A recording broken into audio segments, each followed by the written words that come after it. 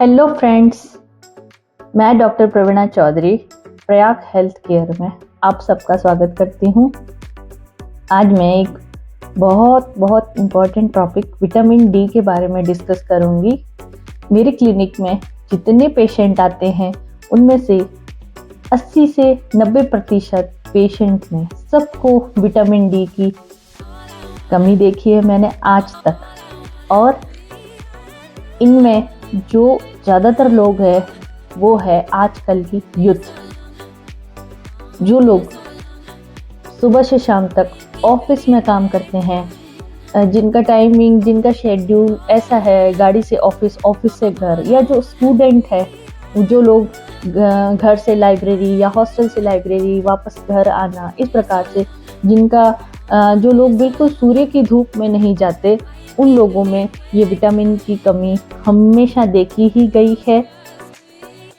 तो और इसके लक्षण भी ऐसे हैं कि जिनको हमें लगता है कि कोई और बीमारी है, पता नहीं, समझ में नहीं आता। हम बहुत बार इसे इग्नोर कर देते हैं। बहुत सारे डॉक्टर्स भी इसकी जांच इसलिए नहीं लिखते कि इसकी जो जांच है वो थोड़ी सी महंगी है, तो पेशेंट भी जांच नहीं करवाता, तो बहुत सारे लोग लिखते भी नहीं है। तो आपको अगर इस प्रकार के लक्षण हो रहे हैं तो आप ज़रूर अपना विटामिन डी चेक करवाएं। अब मैं लक्षणों की बात करती हूँ।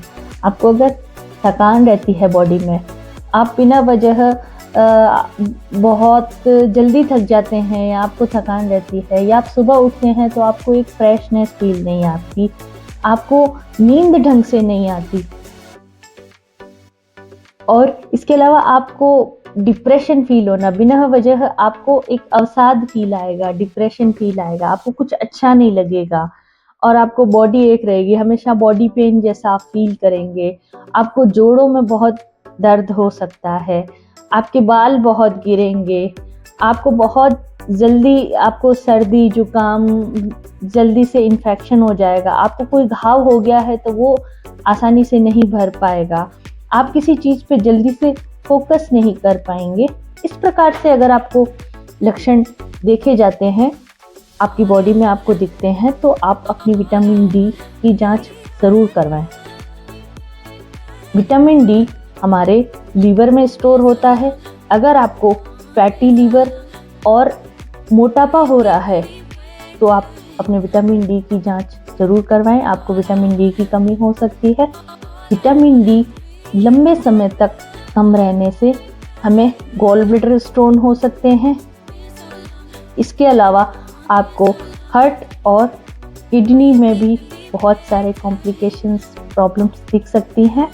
इसीलिए जिन लोगों को इस प्रकार के लक्षण दिखते हैं वो लोग तुरंत अपने डॉक्टर से मिले, इसकी जांच करवाएं और प्रॉपर मेडिकेशन लें।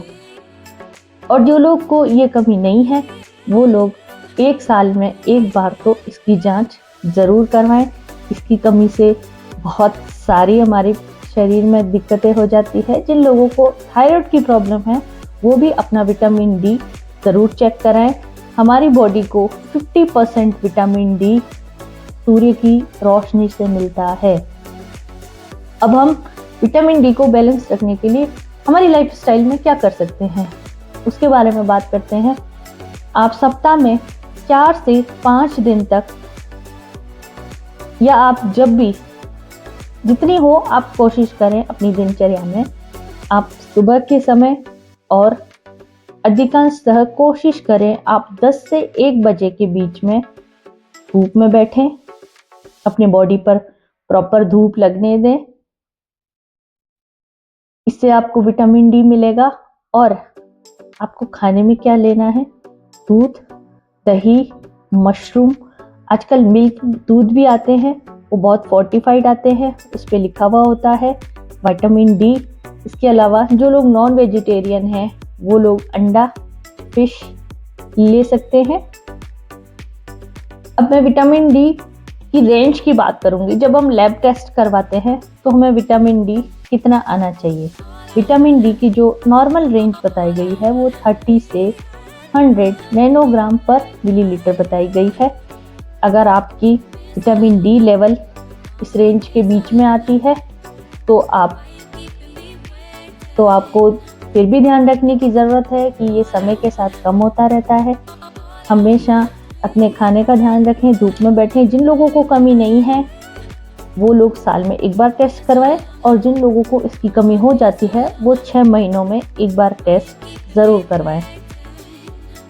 अगर आपको मेरी वीडियो अच्छी लगी हो तो प्लीज़ मेरे चैनल को सब्सक्राइब करें और मेरे वीडियो को लाइक करें। Thank you.